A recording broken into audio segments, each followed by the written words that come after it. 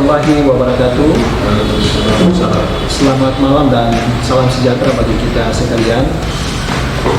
Yang sama-sama kita hormati Bapak Sekjen Asosiasi Besi Provinsi Maluku, yang saya hormati Ketua Komite Pemilihan beserta anggota, yang saya hormati teman-teman para voters yang sempat hadir pada malam hari ini, teman-teman media. Pertama-tama izinkanlah saya mengajak kita semua untuk memanjatkan puji dan syukur kita kehadiran Tuhan Yang Maha Esa, karena atas segala limpahan rahmat, karunia dan hidayahnya, sehingga pada malam hari yang berbahagia ini kita dapat melaksanakan sebuah tahapan kegiatan Kongres Pemilihan, yaitu agenda penyampaian visi dan misi dari calon Ketua Asosiasi PSSI Provinsi. Sebagaimana kita ketahui bersama bahwa Kongres merupakan forum tertinggi dalam sebuah organisasi sepak bola, di mana Asosiasi PSSI Provinsi Maluku kepengurusannya akan berakhir atau dimisioner pada bulan Desember 2021 di tahun ini. Sehingga dalam rangka kelangsungan organisasi ini telah dibentuk komite pemilihan pada Kongres tahunan Asosiasi PSSI Provinsi Maluku, di mana salah satu tugasnya adalah melaksanakan tahapan pemilihan Ketua Asosiasi PSSI Provinsi Maluku periode 2021-2025 yang sedang kita laksanakan pada saat ini. Pada malam hari ini saya sebagai salah satu calon Ketua ASPO PSSI Maluku yang mengambil kesempatan untuk mendaftarkan diri kembali sebagai calon Ketua ASPO. Izinkanlah saya menyampaikan beberapa hal yang terkait dengan visi dan misi secara umum yang mungkin dapat saya sampaikan pada kesempatan yang berbahagia ini.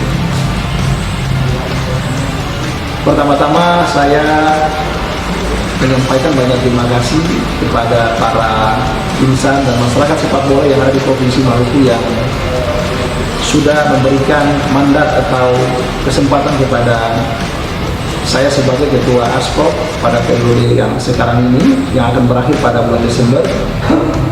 Tentunya kami menyadari sepenuhnya bahwa di dalam perjalanan ini saya beserta Sekjen ASPO dan beberapa pengurus yang ada di kesekjenan dan semua pengurus yang ada di ASPO, kita semua sudah melakukan sebuah tanggung jawab yang besar, dan kami mengakui bahwa berbagai kekurangan masih terjadi di sana sini, berbagai kelemahan masih banyak yang harus kita benahi.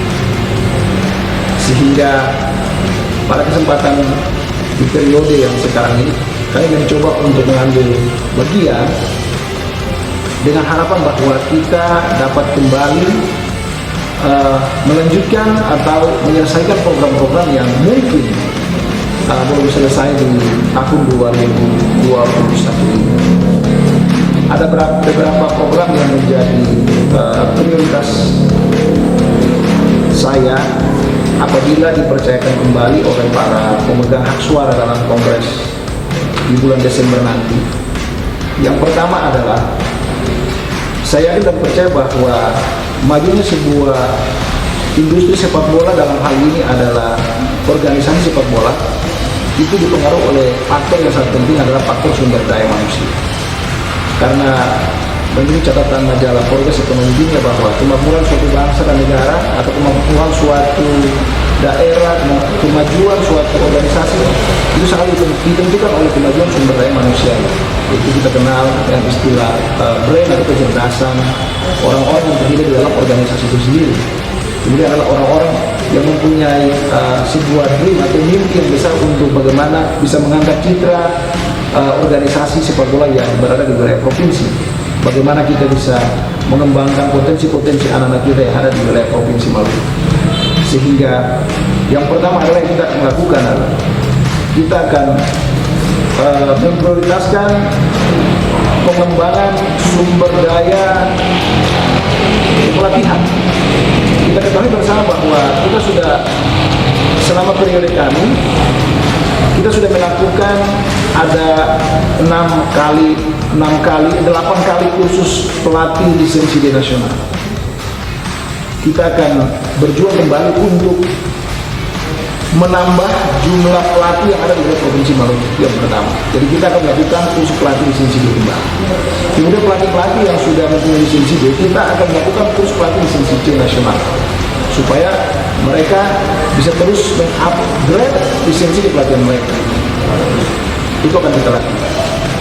Kami juga akan mencoba mendorong pelatih-pelatih kita yang sudah punya lisensi C nasional, yang mungkin kita tidak lakukan B di sini di Maluku, tapi kita akan mencoba memberikan rekomendasi kepada mereka supaya mereka dapat mengikuti kursus kepelatihan ini di provinsi yang lain. Dan memang mereka melaksanakan kursus tersebut, sehingga kita punya sumber daya kepelatihan itu baik yang punya lisensi B nasional, yang hari ini kita cuma punya 2, Gafar Dastalu sama Halid Latomuri, kita harus menambah jumlahnya. Kita berharap mungkin ada 5 orang, bila perlu bisa lebih daripada itu. Kita harus menambah jumlah lisensi pelatih yang mempunyai lisensi B nasional. Kemudian yang C yang sudah ada, kita dorong supaya mereka juga bisa B nasional.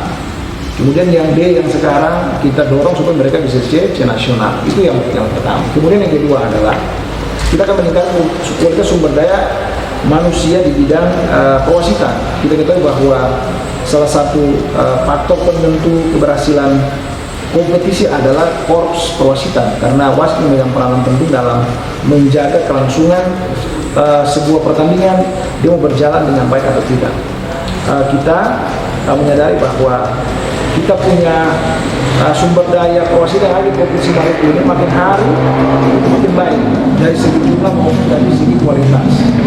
Kita sekarang sudah punya jaringan stepal yang sudah ada di Liga 1. Kita berharap bukan hanya jaringan stepal aja yang ada di sana, tapi kita akan berusaha menambah jumlah wasit-wasit yang bisa bertugas di Liga 1, bahkan di Liga 1 dan Liga 2.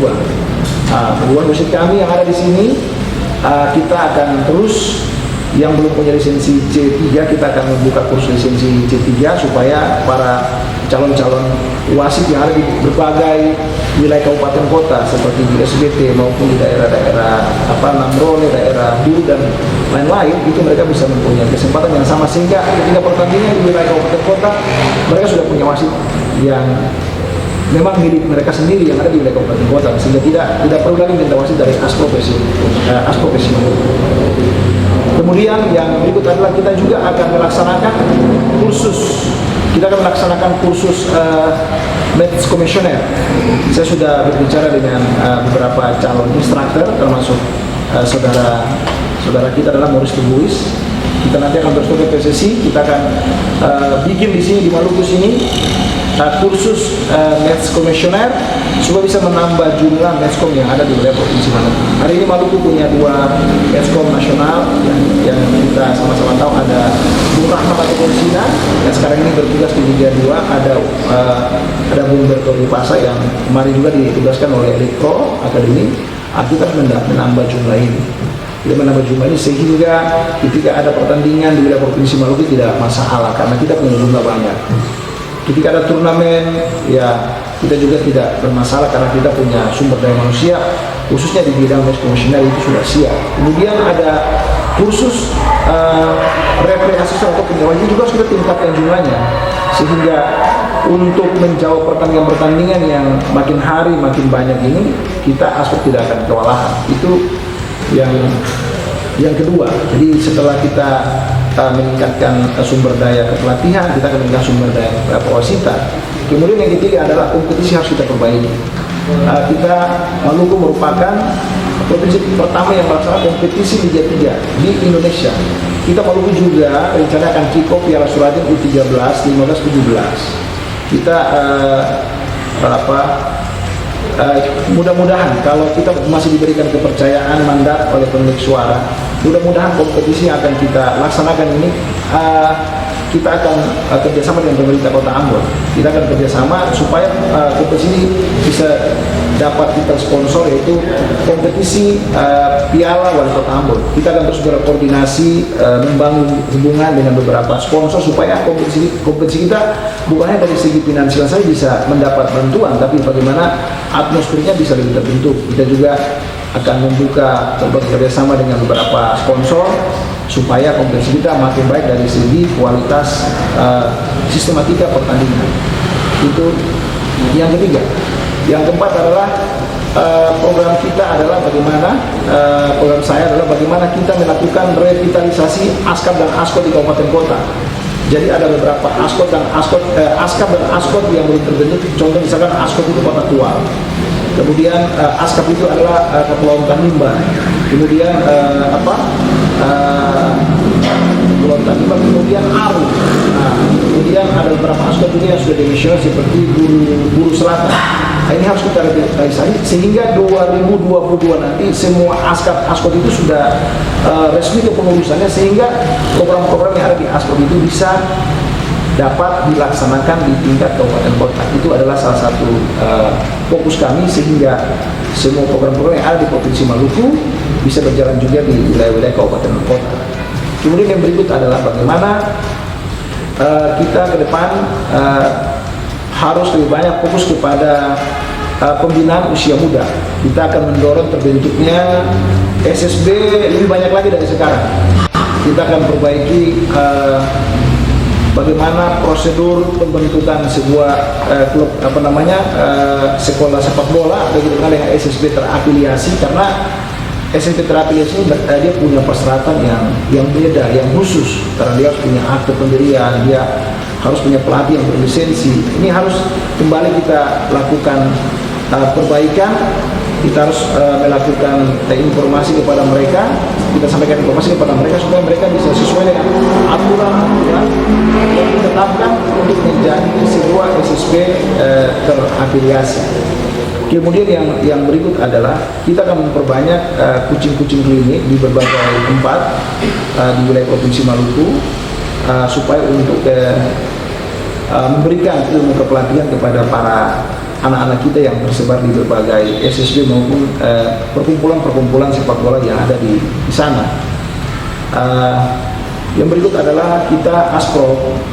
Ke depan kita akan melakukan berbagai bentuk kerjasama dengan pihak-pihak terkait yang memang mempunyai kontribusi langsung dengan kelangsungan ASPRO PSSI Maluku.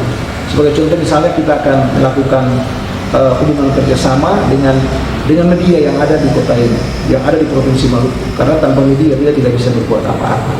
Jadi kita nanti akan melaksanakan workshop media supaya kita di situ kita satukan, kita punya rencana strategis ke depan kita mau melakukan apa.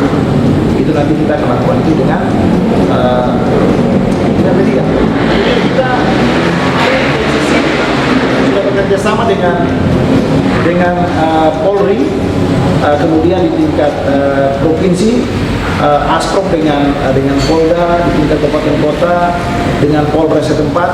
Ini kita akan melakukan sebuah kerjasama yang baik dari segi bidang hukum, dari segi bagaimana caranya mekanisme pemberian izin dan hal-hal lain yang perlu kita kerjasama, sehingga siapapun yang mau melaksanakan pertandingan harus sesuai dengan prosedur. Jadi sebelum kita meminta izin dari kepolisian dan keramaian harus dulu mendapat surat dari tim Satgas Covid provinsi sesuai dengan tingkatannya. Kalau kabupaten ya dari kabupaten, kota dari kota, supaya pertandingan dimanapun dilaksanakan ini harus sesuai dengan aturan dan mekanisme yang baik. Itu yang perlu.